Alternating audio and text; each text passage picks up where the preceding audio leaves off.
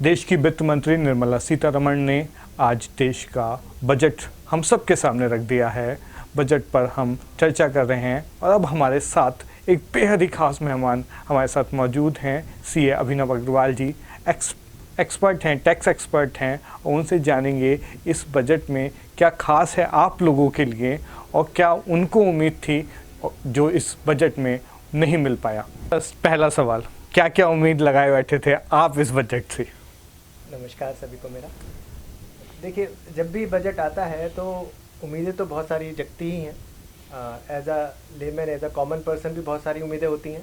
As a tax professional भी बहुत सारी उम्मीदें होती हैं कि क्या क्या बदलाव हमारी इकनॉमी में एक्सपेक्टेड हैं और टैक्स पेयर्स के लिए क्या क्या राहतें एक्सपेक्टेड हैं।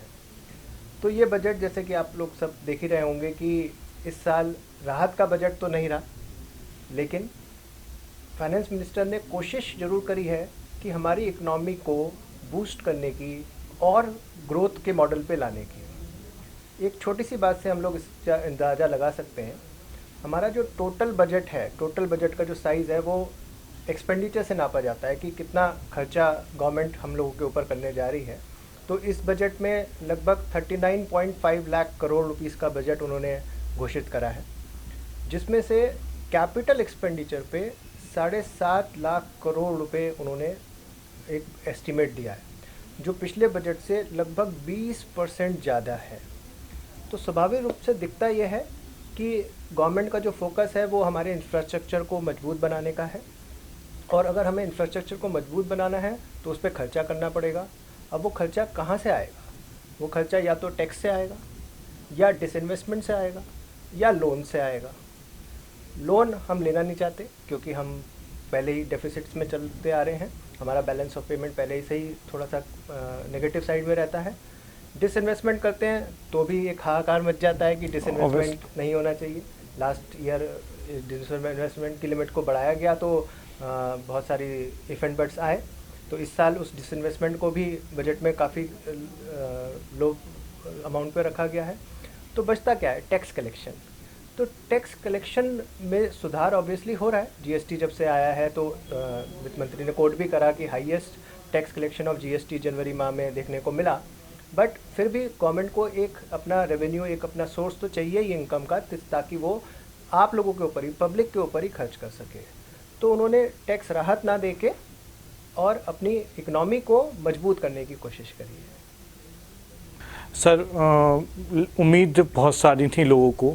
एक उम्मीद ये भी थी कि जो टैक्स लिमिट है इनकम टैक्स की वो बढ़ेगी। आपको क्या लगता है कि थोड़ा सा बढ़ाया जा सकता था?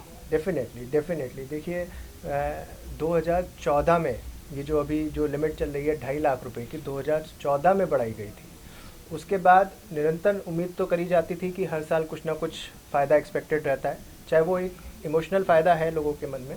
But as a common person स्वाभाविक है, हर कोई चाहता है कि एक जैसे जैसे हमारी इकोनॉमी प्रोग्रेस कर रही है, लेवल ऑफ इनकम बढ़ता है, तो हमें टैक्स जो लिमिट है वो बढ़ाई जाए।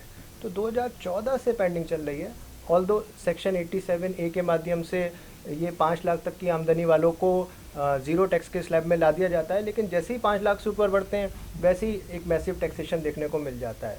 तो जाहिर रूप से सबके मन में उम्मीदें तो थी ही, क्योंकि लास्ट बजट में कोविड की वजह से भी, पैंडेमिक की वजह से भी वो अपेक्षाएं नहीं पूरी हो पाई थी। तो इस बजट में उम्मीदें तो बहुत थी, सैलरीड क्लास को, मिडिल क्लास को बहुत उम्मीदें थी, लेकिन अफसोस है कि वो उम्मीद पूरी नहीं हो पाई। सर, इनडायरेक्ट टैक्सेशन में भी बहुत सारी चीज़ें थीं जिन पर लोग जनमानस उम्मीद लगाए बैठा था। आपको क्या लगता है वो क्या क्या चीज़ें थीं जो इस बजट में नहीं दिखी? देखिए, इनडायरेक्ट टैक्स के माध्यम से लोगों को हमेशा ये उम्मीदें रहती हैं कि टैक्स रेट्स कम होंगे, उसकी वजह से उनकी जो आम यूज़ की जो चीज़ें हैं वो सस्ती होंगी। हर बजट में ये एक ग्राफ भी हमेशा आता है कि ये चीज़ें सस्ती हो रही हैं, ये चीज़ें महंगी हो रही हैं।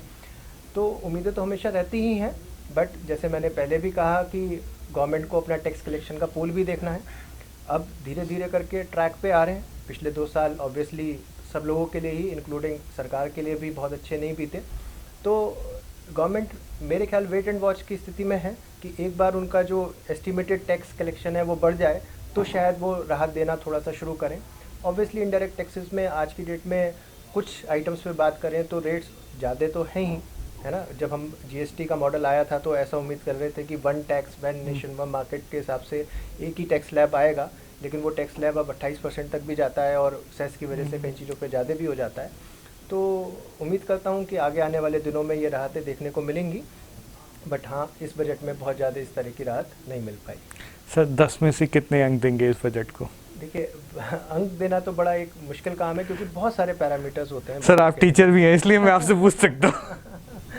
हाँ, जैसे मैंने कहा बहुत सारे पैरामीटर्स होते हैं। अगर राहत के हिसाब से देखें तो भाई ऑब्वियसली अंक बहुत कम लेवल पे मिल पाएंगे, लेकिन अगर एक इकोनॉमिस्ट के हिसाब से देखें तो अंक का लेवल बढ़ सकता है। जैसे मैंने कहा कि 20% इजाफा कैपिटल एक्सपेंडिचर के ऊपर करा गया है। अब देखिए, एक सोचने वाली बात है, जब वो 20% इकोनॉमी पे, इंफ्रास्ट्रक्चर पे खर्च होगा तो उसका फ़ायदा डायरेक्टली और इनडायरेक्टली एक सभी लोगों को मिलेगा। स्पेशली जो छोटे एंटरप्रेन्योर्स हैं, छोटे इंडस्ट्रिस्ट हैं, जो अपने सामान को दूर ले जाके बेचना चाहते हैं, जब वो हमारा इंफ्रास्ट्रक्चर मजबूत होगा तो वो मोर फ्रीली अपने आइटम्स को, अपने गुड्स को सप्लाई कर सकते हैं और उनकी नेचुरली डिमांड क्रिएट करा सकते हैं। वो ओवर द पीरियड देखने को भी मिला है कि पिछले कुछ सालों में ट्रांसपोर्ट की सुविधा, इंफ्रास्ट्रक्चर की सुविधा बढ़ी है, जिससे व्यापार करने में आसानी हुई है। तो अगर उस दृष्टिकोण से देखूं तो ऑब्वियसली अंक के मामले में एक हायर रेटिंग गवर्नमेंट को मिलेगी इस बजट के लिए। बट हाँ, अगर एक फिर से मैं कहता हूँ कॉमन पर्सन के लिए बात करूँ तो कॉमन पर्सन के लिए इस बजट में ज़्यादा कुछ देखने को नहीं मिला। सर एक पूरे देश में स्टार्टअप को लेकर काफ़ी क्रेज़ है, सरकार भी इस ओर काफ़ी फोकस कर रही है, प्रधानमंत्री खुद इसमें बहुत इंटरेस्टेड दिखते हैं। आप इस बजट में स्टार्टअप को लेकर क्या क्या प्रोविजंस में बदलाव किया गया है? ये बहुत अच्छा सवाल है अभिषेक जी आपका। पिछले कुछ सालों से हमारी गवर्नमेंट स्टार्टअप्स पे बहुत ज़्यादा जोर दे रही है और ऑब्वियसली देना भी चाहिए।